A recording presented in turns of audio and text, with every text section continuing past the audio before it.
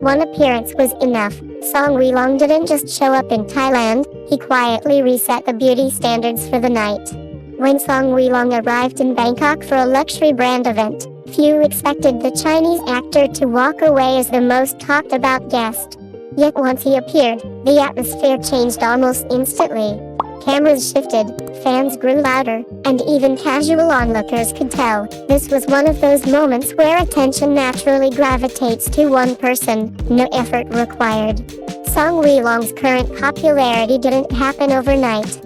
Many viewers first noticed him through Long For You, a fantasy romance drama where he played Gu Xiaoyi, a character who lives across centuries.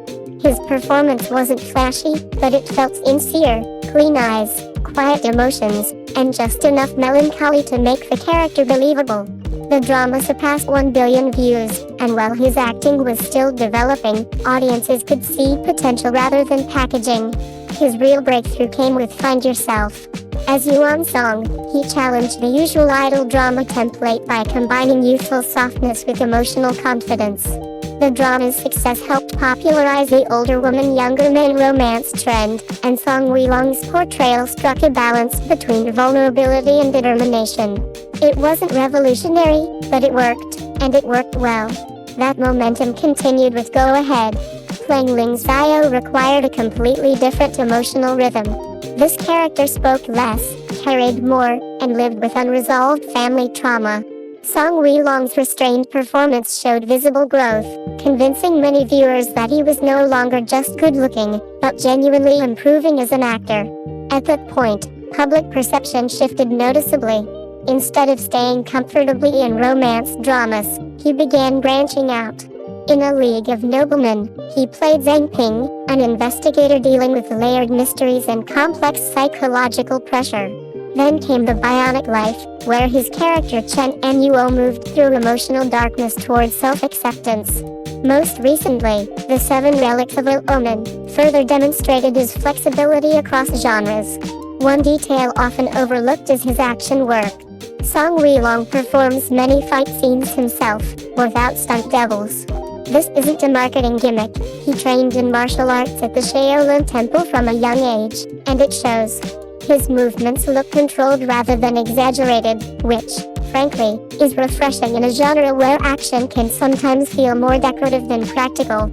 All of this background helps explain what happened in Thailand. Invited as a luxury brand ambassador, Song Weilong drew attention even before reaching the venue.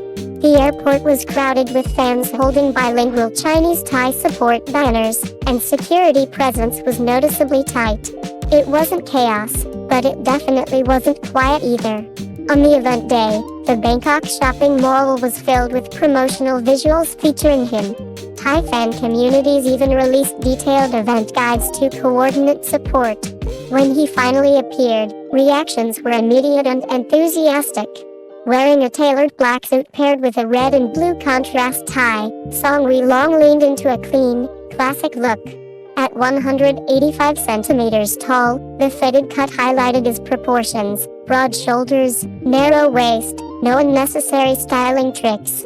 A slick-back hairstyle sharpened his facial lines, while small details like a ring on his left hand added subtle flair. Sunglasses at the final entrance? Predictable, maybe, but effective.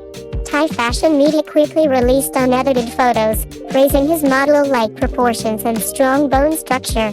Interestingly, Thai stars Mai Davika and Gulf Kanoy were also present.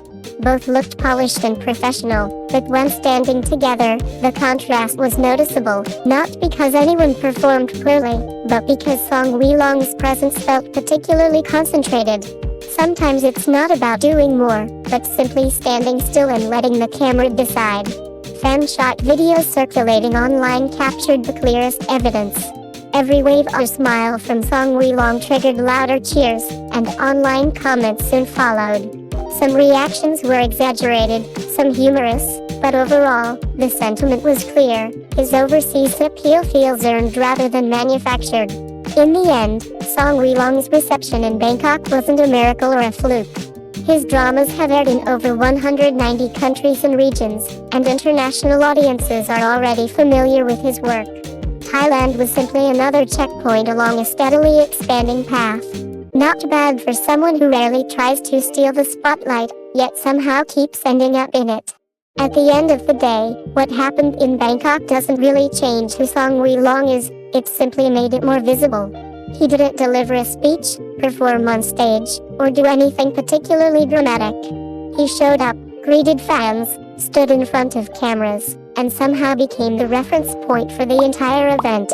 Sometimes, presence speaks louder than promotion. Of course, fashion moments fade, crowds disperse, and the internet quickly moves on to the next headline. What actually lasts is whether an actor can keep audiences watching once the suit comes off and the cameras stop flashing.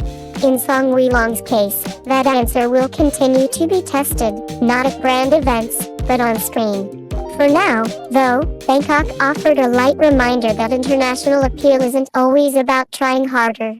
Occasionally, it's about being consistent, staying grounded, and letting time do the work.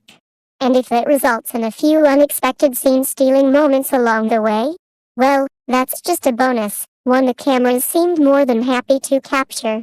Thanks for watching Cbiz News. Don't forget to like, share, and subscribe for your daily fix of Chinese entertainment.